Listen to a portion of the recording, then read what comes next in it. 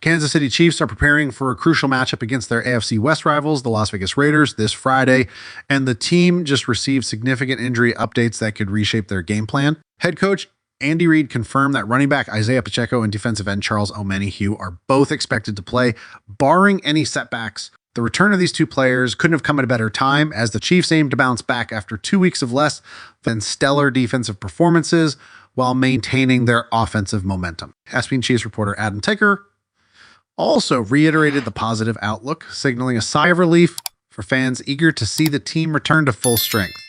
Pacheco and Omenihu are two key contributors on opposite sides of the ball.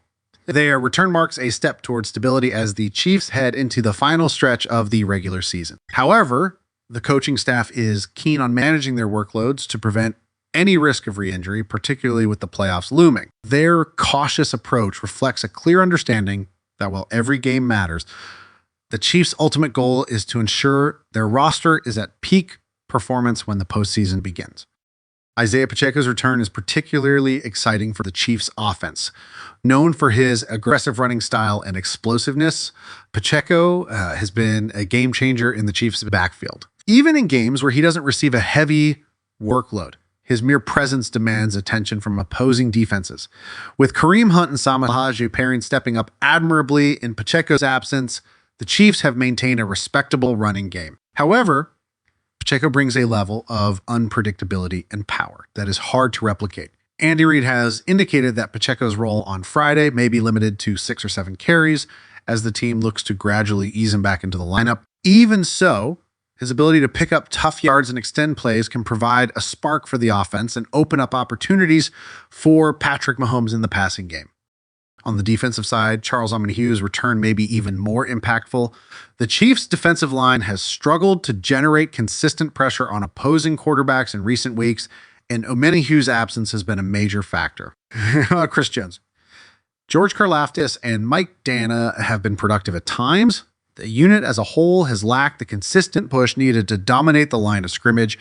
Omenihu, known for his versatility and ability to disrupt both the run and pass, has been sorely missed. His return comes at a critical juncture as the Chiefs' defense looks to reestablish itself as one of the league's elite units. Omenihu's knack for making game-changing plays, like his strip sack in last season's AFC Championship, could be pivotal as the Chiefs aim to finish the season strong. The timing of these returns is crucial, especially considering the Chiefs' recent defensive struggles.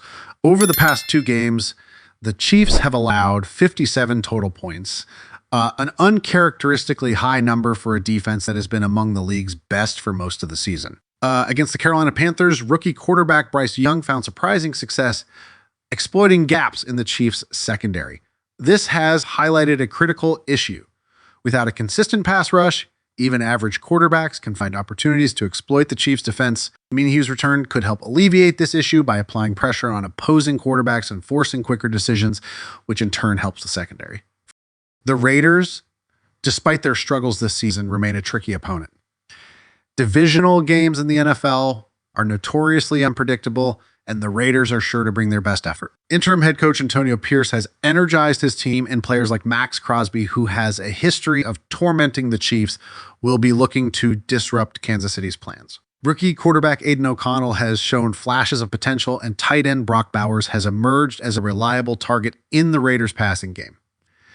That said, the Raiders' overall offensive production has been inconsistent, and the Chiefs' defense has a prime opportunity to capitalize. One of the most intriguing storylines heading into this game is the reunion of former Purdue teammates George Karlaftis and Aiden O'Connell. Karlaftis, now a rising star on the Chiefs' defensive line, will be eager to make life difficult for his former college quarterback. This adds an extra layer of intrigue to a matchup already rich with rivalry. With Omenihu back in the mix, the Chiefs' pass rush has the potential to dominate the trenches and force O'Connell into uncomfortable situations. Offensively, the Chiefs will aim to establish a balanced attack. While Pacheco's workload may be limited, his presence should help keep the Raiders' defense honest, creating opportunities for play-action passes and deep shots downfield. Patrick Mahomes, as always, will be the centerpiece of the offense, but the Chiefs will look to continue involving their young receiving core. Players like Rashee Rice and Sky Moore have shown promise, and this game presents opportunity for them to step up against the Raiders' secondary that has struggled at times this season. If the Chiefs prepare for this matchup, Their priorities are clear: secure the win, stay healthy, and build momentum for the postseason. The return of Pacheco and Omenihu is a significant boost, but the team's success will ultimately depend on execution across all phases of the game. The Chiefs have proven time and again that they are a resilient and adaptable team, capable of overcoming challenges and rising to the occasion. Friday's game against the Raiders is another opportunity to showcase that resilience and reaffirm their status as one of the NFL's elite teams. Reports are circulating about a potential setback for the Kansas City Chiefs as their kicker, Spencer Schrader, may be unavailable for this Friday's game against the Las Vegas Raiders. According to Arrowhead Live on Twitter, a source with a track record and accurate insights about the team, Schrader reportedly pulled a hamstring and is expected to miss the matchup. This update has sparked considerable discussion among Chiefs fans, especially after additional clues surfaced to lend credibility to the report. This development, if true, creates a significant issue for the Chiefs' special teams. Schrader, who stepped in after Harrison Butker went on injured reserve, has proven to be a reliable kicker in his limited opportunities, even delivering a game-winning field goal in last week's hard-fought victory against the Carolina Panthers. Now, the Chiefs could find themselves relying on their third-string kicker, Matthew Wright, for a crucial divisional game. While Wright is no stranger to the Chiefs, having filled in during the 2022 season when Butker faced injury issues, his previous performances were inconsistent, leaving some concerns about his ability to deliver under pressure. The potential absence of Schrader underscores a broader issue for the Chiefs as they navigate a season riddled with injuries. Losing their second kicker is another blow to a team already managing setbacks across both the offensive and defensive units. Injuries to key players, including Isaiah Pacheco and Charles Omenihu earlier this season, have already tested the team's depth and resilience. Reports also suggest that tight end Peyton Hendershot suffered an injury during practice and is expected to be placed on injured reserve. With these mounting challenges, the Chiefs must tread carefully to ensure they remain competitive while protecting their roster for the long haul. If the reports about Schrader are accurate, the Chiefs' approach to this week's game may need to shift. The uncertainty surrounding their kicking game could push the offense to adopt a more aggressive strategy, particularly in red zone situations and on fourth downs, rather than relying on field goals in critical moments. Head coach Andy Reid and offensive coordinator Matt Nagy may look to keep the ball in Patrick Mahomes' hands, trusting him to convert opportunities into touchdowns. This increased reliance on the offense could create additional pressure, especially in a game that, while featuring a struggling Raiders team, still carries the weight of a divisional rivalry. While Matthew Wright has experience with the Chiefs, his track record shows some inconsistency, particularly in longer field goal attempts. This means the Chiefs may need to be strategic in how they utilize him, perhaps limiting him to shorter range kicks and extra points. The team will likely avoid situations that put excessive reliance on Wright, especially if the game remains close. Special teams coordinator Dave too will be tasked with preparing Wright to step into the role on short notice, ensuring he has the confidence and focus needed to deliver in a high-stakes environment. For Chiefs fans, this potential development is frustrating, particularly after Schrader's strong performance last week. Many are voicing concerns on social media about the team's ability to maintain stability in the kicking game, especially with Butker already out of the lineup. Some fans are skeptical of the report, questioning its validity, while others point to Schrader's Instagram activity as a strong indication that the rumors are accurate. Regardless of the mixed opinions, the situation has highlighted the vulnerability of the Chiefs' special teams unit and the importance of having reliable backups in every position.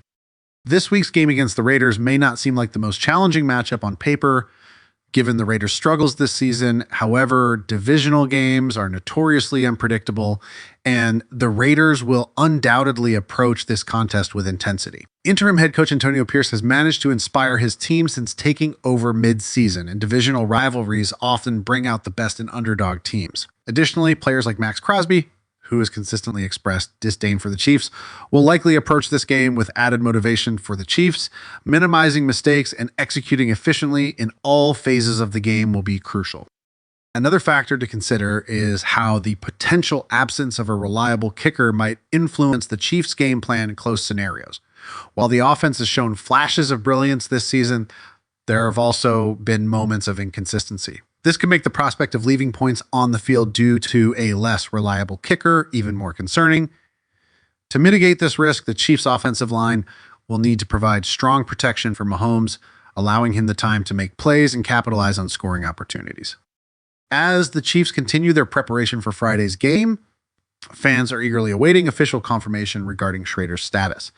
If the rumors prove accurate, it will be interesting to see how the team adapts and whether Matthew Wright can rise to the occasion. The Chiefs have demonstrated resilience in the face of adversity before, and this game may serve as another test of their ability to overcome challenges and secure a victory. DJ Humphries' introductory press conference as a member of the Kansas City Chiefs was nothing short of an electrifying showcase of energy, passion, and authenticity. From start to finish, Humphries captivated everyone watching, delivering heartfelt, candid responses that pulled back the curtain on his journey to this pivotal point in his NFL career. For Chiefs fans, this wasn't just another press conference. It was a moment that sparked excitement, optimism, and a profound sense of connection with the newest addition to the team. Humphries' path to Kansas City has been far from smooth. He openly discussed the adversity he faced, particularly following a significant injury and subsequent release from the Arizona Cardinals. During reflecting on the challenges of that period, Humphries touched on the emotional toll of hearing others prematurely write off his career. You find out stuff about yourself when you go through things like that. He said adding that the public's perception that his career might be over was harder to process than the physical recovery itself. His resilience in the face of this adversity is emblematic of the kind of player and person he is.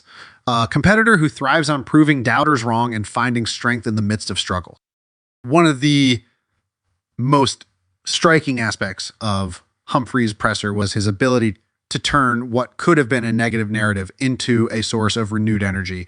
He expressed gratitude for the circumstances that reignited his competitive fire. It's hard to keep that fire when you're rich. You don't have worries, and you're not competing for a championship every day. Humphries admitted, adding that the injury and the subsequent journey back gave him a renewed sense of purpose. In his own words, it was one of the best things to ever happen to his career, as it allowed him to rediscover his hunger to prove himself. This mindset will undoubtedly resonate in Kansas City, where the culture is built around a relentless pursued excellence. Humphries didn't just speak about overcoming adversity.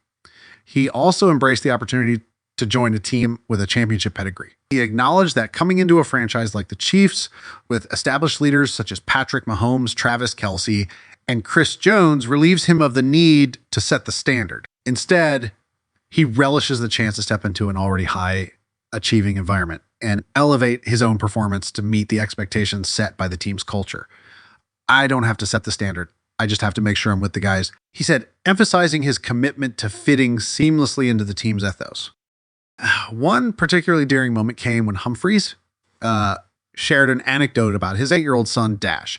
Upon learning that his father had been released from the Cardinals, Dash immediately told him he should join the Kansas City Chiefs to play with Patrick Mahomes and win a Super Bowl. This wasn't just a passing remark. Humphries admitted that his son's comment stuck with him throughout the free agency process, almost as if Dash had predicted his future. Now that Humphries is officially part of the Chiefs, he's been calling his son daily to tell him, "You spoke it, boy." This heartfelt story adds a layer of personal investment to Humphries' move to Kansas City, as he's not just playing for himself, but also fulfilling his son's vision. Beyond the emotional and personal elements of his press conference, Humphries also exuded professionalism and a team-first mentality. He made it clear that his primary focus is to contribute in any way possible to the Chiefs' success, while it's widely expected that he will step into the starting role at left tackle.